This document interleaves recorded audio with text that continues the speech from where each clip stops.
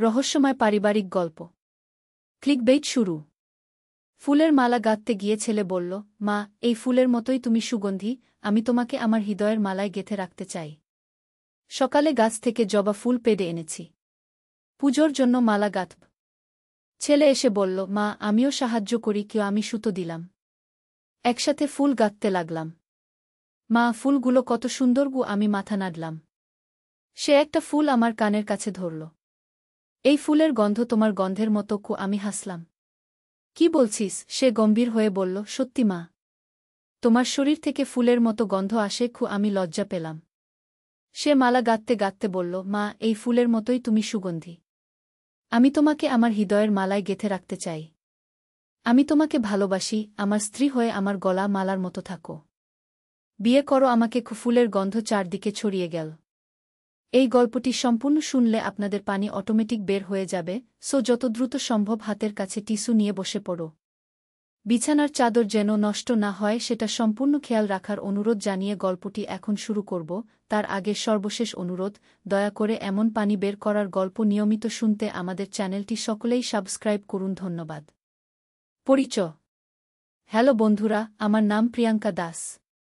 আমার বয়স ৪৪ বছর। আমার স্বামীর নাম সুজিত দাস, বয়স ৪৭ বছর। আমাদের ২ সন্তান, ঋতিক আর পূজা। ঋতিক ২১ বছর বয়সী, বিশ্ববিদ্যালয়ে পড়ে। পূজা ১৪ বছর বয়সী, উচ্চ মাধ্যমিকে যায়। গল্পের মূল অংশ। আমার নাম প্রিয়াঙ্কা। এই অদ্ভুত ঘটনাটি ঘটেছিল গত বছর। আমাদের পুরানো বাড়িতে একটি রহস্যময় ঘটনা ঘটল যা আমার পুরো পরিবারকে এক অনন্য অ্যাডভেঞ্চারের মুখে ফেলে দিল। সেদিন সকালে আমি বাগান থেকে জবা ফুল পেড়ে আনছিলাম। ঠিক তখনই ঋতিক এসে বলল, মা, আজ একটু অদ্ভুত লাগছে। মনে হচ্ছে কেউ যেন আমাদের দেখছে। আমি তার কথায় খেয়াল করলাম না। কিন্তু পরের ঘটনাগুলো আমাকে ভাবিয়ে তুলল। ঋতিক আমাকে ফুল গাঁথতে সাহায্য করতে লাগল। আমি তাকে সুতো দিলাম। সে একটা ফুল হাতে নিয়ে বলল, মা, এই ফুলের গন্ধ দিয়ে যেন কিছু একটা মনে করিয়ে দিচ্ছে। আমি জিজ্ঞেস করলাম, কি মনে করিয়ে দিচ্ছে? সে বলল, দাদুর পুরানো সিন্দুকের গন্ধের মতো। এই কথা শুনে আমার গায়ে কাঁটা দিয়ে উঠল। আমার শ্বশুর, যাকে ঋতিক দাদু বলে ডাকত, তিনি ১০ বছর আগে মারা গেছেন। তার একটি পুরানো সিন্দুক ছিল যেটাতে তিনি নানা রকম দুর্লভ বস্তু রাখতেন। সেই সিন্দুক থেকে সত্যিই একটা বিশেষ গন্ধ আসত। ঋতিক মালা গাঁথতে গাঁথতে বলল, মা, দাদুর সেই সিন্দুকটা কোথায় রাখা আছে? আমার মনে হচ্ছে সেখানে কিছু একটা আছে যা আমাদের খুঁজে বের করতে হবে। আমি অবাক হয়ে বললাম, তুই হঠাৎ এসব কি বলছিস? সে বলল, গতকাল রাতে আমার স্বপ্নে দাদু এসেছিলেন। তিনি বলেছিলেন যে তার সিন্দুকে একটি গুরুত্বপূর্ণ জিনিস লুকিয়ে আছে। সেটা খুঁজে না পেলে আমাদের পরিবারে বিপদ আসবে। আমি হাসি দিয়ে বললাম, ওসব স্বপ্নের কথা বিশ্বাস করিস না। কিন্তু ঋতিক বলল, মা, তুমি জানো না, গতকাল রাত থেকে বাড়িতে অনেক অদ্ভুত আওয়াজ হচ্ছে। পূজাও ভয় পাচ্ছে। এই কথা শুনে আমার মনে পড়ল যে গতকাল রাত থেকে সত্যিই কিছু অস্বাভাবিক আওয়াজ হচ্ছিল।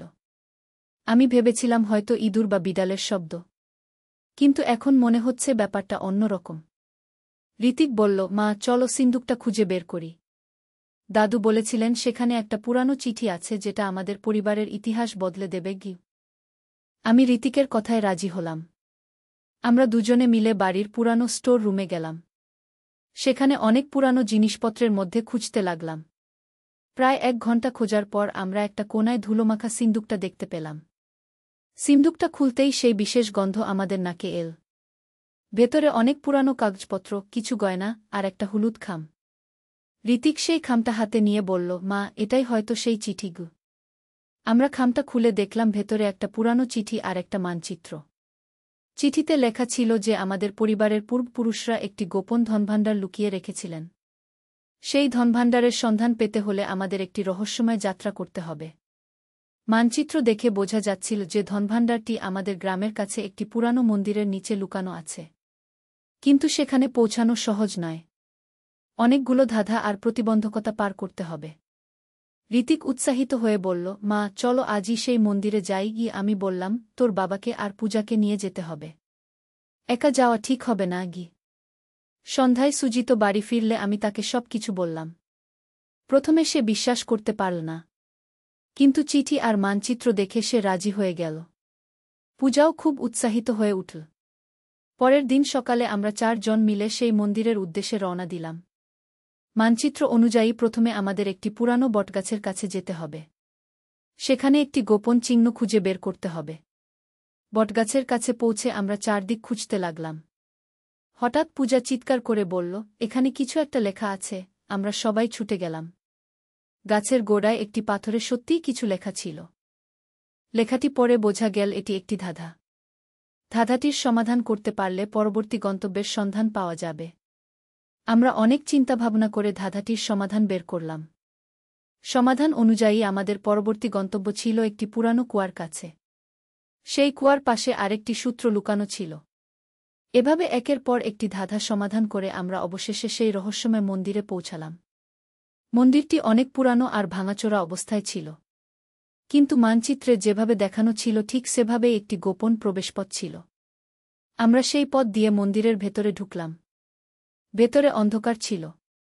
টর্চের আলো দেখতে পেলাম অনেক পুরানো ভাস্কর্য আর চিত্রকর্ম। মানচিত্র অনুযায়ী আমাদের মন্দিরের মূল বেদির নিচে খুঁজতে হবে। বেদির কাছে গিয়ে আমরা দেখলাম মেঝেতে একটি পাথরের উপর অদ্ভুত চিহ্ন আঁকা আছে। সেই চিহ্নের উপর চাপ দিতেই পাথরটি সরে গেল এবং নিচে একটি সিঁড়ি দেখা গেল। আমরা সাহস করে সেই সিঁড়ি দিয়ে নিচে নামলাম। নিচে একটি গোপন কক্ষ ছিল। সেই কক্ষে প্রাচীন স্বর্ণমুদ্রা, মূল্যবান রত্ন আর বিভিন্ন ঐতিহাসিক জিনিসপত্র ভর্তি কয়েকটি সিন্দুক রাখা ছিল। কিন্তু সবচেয়ে গুরুত্বপূর্ণ যেটা পেলাম সেটা হলো আমাদের পরিবারের ইতিহাস সম্পর্কে বিস্তারিত তথ্য।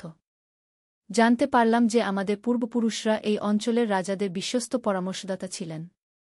তারা এই ধনভাণ্ডার জনকল্যাণে ব্যবহার করার জন্য লুকিয়ে রেখেছিলেন। আমরা সেই ধনভাণ্ডারের একটি অংশ স্থানীয় দরিদ্র মানুষদের সাহায্যে ব্যবহার করার সিদ্ধান্ত নিলাম। বাকিটা আমাদের পরিবারের ভবিষ্যৎ প্রজন্মের জন্য সংরক্ষণ করে রাখলাম। এই অ্যাডভেঞ্চারের মাধ্যমে আমাদের পরিবার আরও কাছে এসে গেল।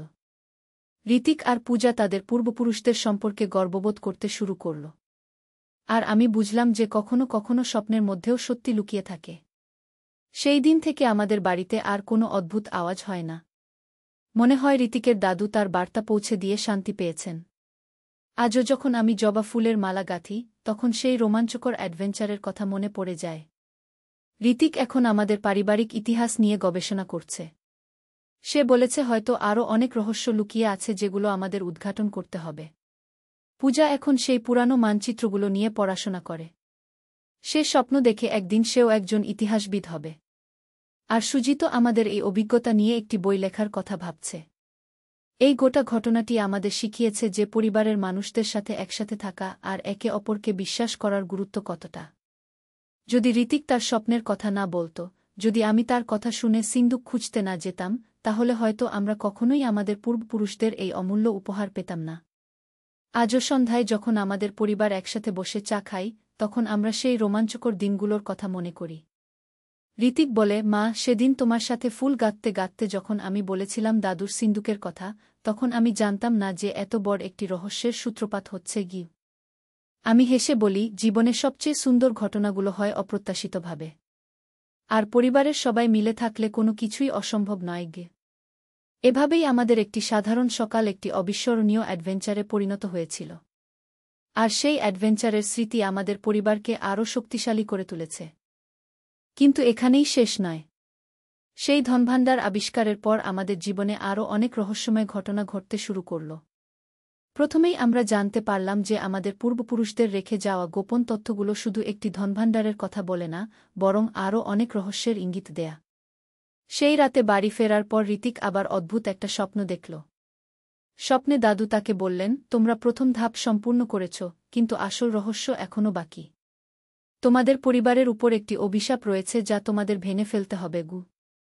পরদিন সকালে ঋতিক আমাকে তার স্বপ্নের কথা বলল। আমি এবার আর হেসে উড়িয়ে দিলাম না। কারণ আমি নিজেও কিছু অদ্ভুত ব্যাপার লক্ষ্য করছিলাম। আমাদের বাড়ির চারপাশে রাতের বেলা অস্বাভাবিক আলো জ্বলতে দেখেছি। আর পূজা বলেছে যে সে রাতে কারও ফিসফিস করে কথা বলার আওয়াজ শুনতে পায়। আমি সুজিতকে বললাম এই নতুন ঘটনাগুলোর কথা। সে প্রথমে সন্দেহ প্রকাশ করলেও যখন সে নিজে রাতে সেই অস্বাভাবিক আলো দেখল, তখন সেও চিন্তিত হয়ে পড়ল। আমরা সিদ্ধান্ত নিলাম যে আবারও সেই পুরানো সিন্দুক পরীক্ষা করে দেখব। এবার আরও সতর্কভাবে সব কিছু খুঁজে দেখলাম। তখনই আমাদের নজরে পড়ল একটা গোপন খোপ যেটা আমরা আগে দেখিনি। সেই খোপ থেকে বের করলাম আরেকটি পুরানো ডায়েরি। ডায়েরিটা ঋতিকের দাদুর হাতের লেখায় লেখা। সেখানে উল্লেখ ছিল যে আমাদের পরিবারের উপর একটি প্রাচীন অভিশাপ রয়েছে। এই অভিশাপের কারণে আমাদের পরিবারের পুরুষদের ২১ বছর বয়সের পর থেকে নানা রকম বিপদাপদের সম্মুখীন হতে হয়। ডায়েরি অনুযায়ী এই অভিশাপ ভাঙার একটা উপায় আছে। সেটা হলো পূর্ণিমার রাতে একটি বিশেষ আচার অনুষ্ঠান করতে হবে। সেই আচারের জন্য প্রয়োজন হবে ৭টি বিশেষ জিনিস যেগুলো বিভিন্ন জায়গা থেকে সংগ্রহ করতে হবে। ঋতিক ততদিনে ২১ বছর পূর্ণ করে ফেলেছে। তাই আমাদের সময় বেশি নেই। আমরা তাড়াতাড়ি সেই ৭টি জিনিস সংগ্রহের কাজে লেগে গেলাম। প্রথম জিনিসটি ছিল একটি বিশেষ ধরনের ফুল যেটা শুধুমাত্র পাহাড়ের চূড়ায় জন্মায়। আমাদের পরিবার মিলে পার্বত্য অঞ্চলে গিয়ে অনেক খোঁজাখুঁজির পর সেই ফুল পেলাম। দ্বিতীয় জিনিসটি ছিল একটি প্রাচীন মন্দিরের পবিত্র জল। সেই মন্দিরটি ছিল আমাদের গ্রাম থেকে অনেক দূরে। সেখানে গিয়ে মন্দিরের পুরোহিতের কাছ থেকে অনুমতি নিয়ে পবিত্র জল সংগ্রহ করলাম। তৃতীয় জিনিসটি ছিল একটি বিশেষ পাথর যেটা নদীর তলদেশে পাওয়া যায়। ঋতিক আর সুজিত মিলে নদীতে ডুব দিয়ে অনেক কষ্ট করে সেই পাথর তুলে আনা। চতুর্থ জিনিসটি ছিল একটি রূপার মুদ্রা যেটা আমাদের পরিবারের কোনো পূর্বপুরুষের। সেটা আমরা সেই ধনভাণ্ডারের মধ্যেই পেয়ে গেলাম। পঞ্চম জিনিসটি ছিল একটি বিশেষ ধরনের মাটি যেটা শ্মশানের একটি নির্দিষ্ট স্থান থেকে নিতে হবে। এটা সংগ্রহ করতে আমাদের অনেক সাহস করতে হয়েছিল। ষষ্ঠ জিনিসটি ছিল একটি প্রাচীন বইয়ের একটি পৃষ্ঠা। সেই বইটি আমাদের গ্রামের একটি পুরানো গ্রন্থাগারে রাখা ছিল। গ্রন্থাগারিকের অনুমতি নিয়ে আমরা সেই পৃষ্ঠাটি নিয়ে এলাম। সপ্তম এবং সবচেয়ে গুরুত্বপূর্ণ জিনিসটি ছিল আমাদের পরিবারের সবচেয়ে বয়স্ক মহিলার আশীর্বাদ। সেটা ছিল ঋতিকের দাদির আশীর্বাদ, যিনি তখনও জীবিত ছিলেন কিন্তু অন্য শহরে থাকতেন। আমরা তাড়াতাড়ি তার কাছে গিয়ে সব ঘটনা বললাম।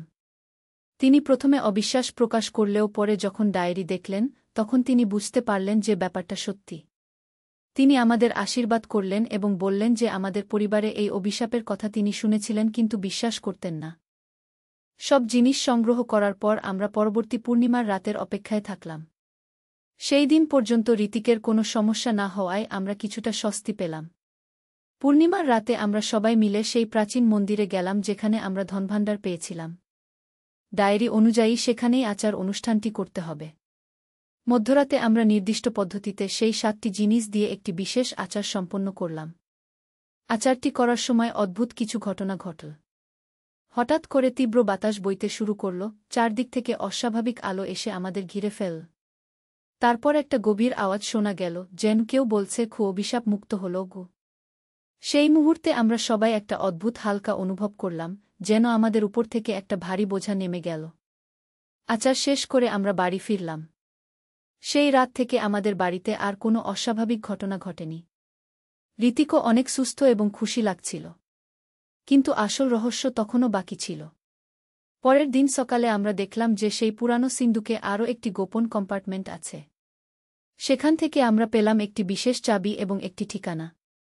ঠিকানাটি ছিল আমাদের রাজধানী শহরের একটি পুরানো ব্যাংকের।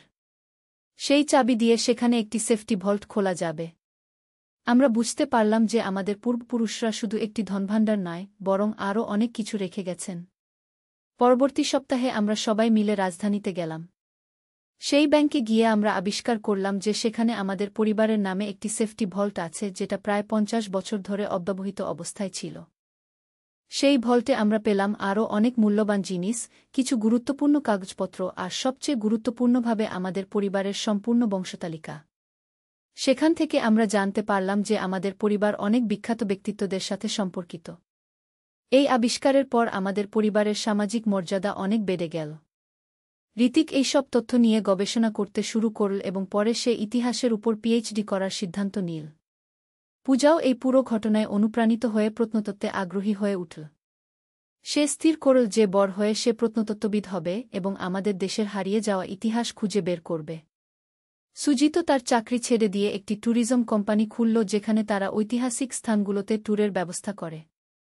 আমাদের অভিজ্ঞতা কাজে লাগিয়ে সে অনেক সফল হয়েছে। আর আমি এখন আমাদের এলাকার মহিলাদের নিয়ে একটি সংগঠন গড়ে তুলেছি যেখানে আমরা স্থানীয় ঐতিহ্য এবং সংস্কৃতি সংরক্ষণের কাজ করি। আমাদের পূর্বপুরুষদের রেখে যাওয়া কিছু অর্থ দিয়ে আমরা গ্রামের দরিদ্র মানুষদের সাহায্য করি। কিন্তু সবচেয়ে বড় যে পরিবর্তনটি হয়েছে সেটা হলো আমাদের পারিবারিক বন্ধন আরও শক্তিশালী হয়েছে। এই পুরো অ্যাডভেঞ্চারের মাধ্যমে আমরা একে অপরকে আরও ভালোভাবে জানতে পেরেছি এবং বুঝেছি যে পরিবার হলো জীবনের সবচেয়ে বড় সম্পদ। আজও যখন আমি ফুলের মালা গাঁথি, তখন সেই দিনের কথা মনে পড়ে যায় যখন ঋতিক আমাকে বলেছিল যে আমি ফুলের মতো সুগন্ধি। সেদিন আমি জানতাম না যে এই সাধারণ কথোপকথন আমাদের জীবনে এত বড় পরিবর্তন নিয়ে আসবে। ঋতিক এখন প্রায়ই বলে, মা, সেদিন যদি তুমি আমার স্বপ্নের কথা বিশ্বাস না করতে, তাহলে আমরা হয়তো কখনোই আমাদের সত্যিকারের পরিচয় জানতে পারতাম না গু। আর আমি তাকে বলি, পরিবারের মানুষদের কথা সব সময় মন দিয়ে শুনতে হয়। কারণ কখন কোনো ছোট কথার মধ্যে বড় কোনো সত্য লুকিয়ে থাকে সেটা আমরা জানি না গি। এই গল্পের মাধ্যমে আমি যা শিখেছি তা হলো যে জীবনে অনেক রহস্য লুকিয়ে আছে। আমাদের শুধু চোখ কান খোলা রেখে সেগুলো খুঁজে বের করতে হয়। আর সবচেয়ে গুরুত্বপূর্ণ বিষয় হল পরিবারের সবার সাথে মিলে যে কোনো কঠিন পরিস্থিতির মোকাবেলা করা। আজ আমাদের পরিবার অনেক সুখী এবং সমৃদ্ধ। আমাদের সন্তানদের একটা গর্বের ইতিহাস আছে যা তারা তাদের ভবিষ্যৎ প্রজন্মের কাছে পৌঁছে দিতে পারবে। আর আমি একজন সাধারণ গৃহিণী থেকে হয়ে উঠেছি একটা রহস্যময় অ্যাডভেঞ্চারের নায়িকা। বাগানে এখনও জবা ফুল ফোটে। আর প্রতিদিন সকালে যখন আমি সেই ফুল দিয়ে মালা গাঁথি, তখন আমার মনে পড়ে যায় সেই অবিস্মরণীয় যাত্রার কথা যা একটি সাধারণ সকাল থেকে শুরু হয়ে আমাদের পুরো জীবনকে বদলে দিয়েছে।